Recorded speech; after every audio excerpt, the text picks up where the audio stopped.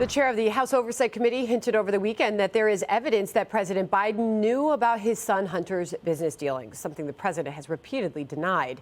Here's Congressman James Comer. I think everything's on the table. Look, we're investigating Joe Biden. We know that Joe Biden said during the presidential campaign that he had no knowledge of his son's business interest. He wasn't involved. He didn't benefit from them. We have evidence that would suggest otherwise, and this is very concerning. Comer's remarks come as Hunter's lawyers refused House Republicans' request for records about his China-related business activities. His legal team saying Hunter is a private citizen entitled to certain protections from congressional investigations. Republican Senator Ron Johnson urging his colleagues in the House to interview 51 former intelligence officials, the ones who signed that letter before the 2020 election, casting doubt on the Hunter Biden laptop story.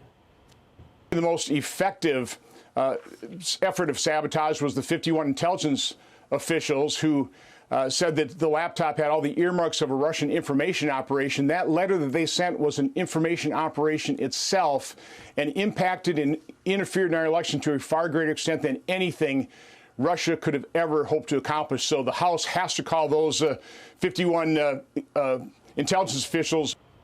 Jason Rantz, Seattle radio talk show host, joining us now. Jason, great to see you, and thanks for kicking off a new week with us here on the Faulkner Focus. So, you go back to Comer's words, and he makes a good point.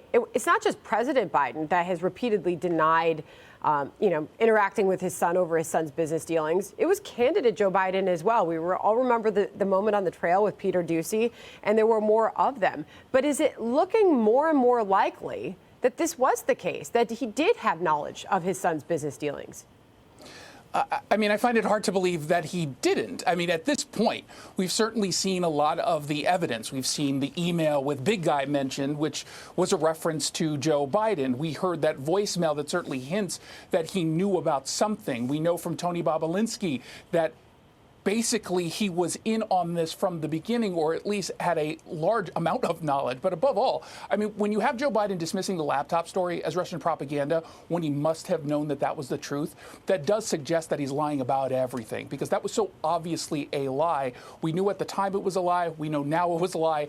So what else is he lying about? I think that this is an important piece of the conversation. I do think that the congressman has to come forward and tell us how he benefited from it. Having knowledge of this is a scandal, certainly, because he lied.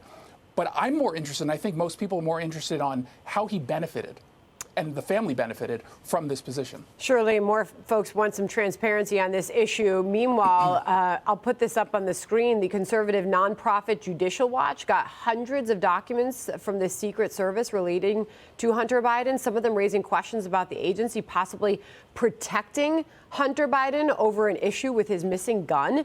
His girlfriend at the time threw the gun into a trash can at a supermarket. One email from a Secret Service agent on the issue reading, "Oh dear." Another from an agency specialist says it's kind of odd that we were involved in the missing gun investigation when neither Hunter or Joe were even receiving U.S. Secret Service protection at the time.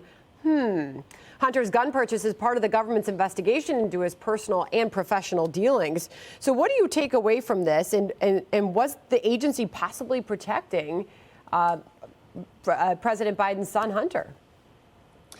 Look, at the end of the day, what this establishes is that everyone knew that he lied on his form when he ended up getting this gun. And I'm told by Democrats all the time, they care deeply about gun rights and gun control. They care deeply about keeping guns out of the hands of the worst possible people. And we have someone who at the time not only lied, but what he lied about.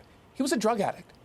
He was getting a gun and lied on a form, benefited from that lie, and there's no consequences whatsoever. So what the Secret Service knew at the time certainly establishes that it was well known that he lied. How far this went as to a cover-up potentially or helping him, we obviously don't know, but I do think that these emails raise that question, and I do think that that is worth investigating. The Secret Service is there for protection, sure, but also they're not there to cover up any kind of scandal for a candidate or a candidate's son. All right, Jason, now to an issue that is front and center in this city every single day, and that is the spike in crime. The streets of New York City are meaner than they've been in more than 15 years. New police data revealing soaring felony crimes. More than 170,000 of them reported in the Big Apple last year, a 20% jump from the year before, the most since 2006. When the NYPD first started making those stats public. Today's New York Post cover sums it up this way: record felonies return city to bad old days. Meanwhile, a top Democrat strategist and former Clinton White House insider is hitting his party over its soft on crime policies.